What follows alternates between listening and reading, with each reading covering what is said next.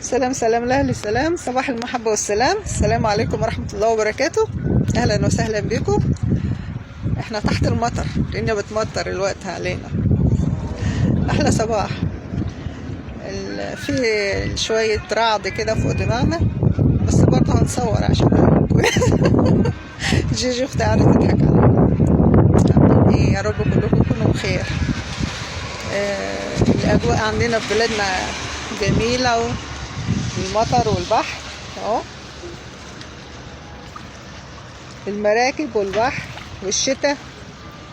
الجو جميل والجو جميل، الجو برد خالص.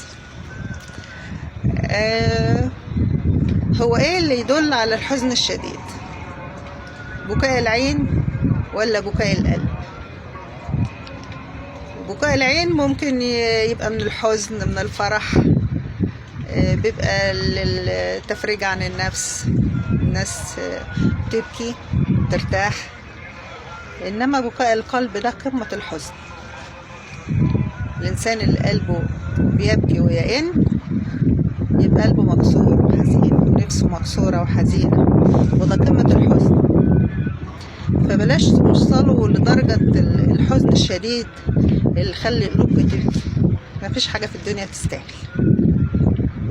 مفيش حاجة في الدنيا تستاهل، لأن كثرة القلب والحزن الشديد بيوجع القلب، ومفيش حد في الدنيا يستاهل وجع القلب والله العظيم.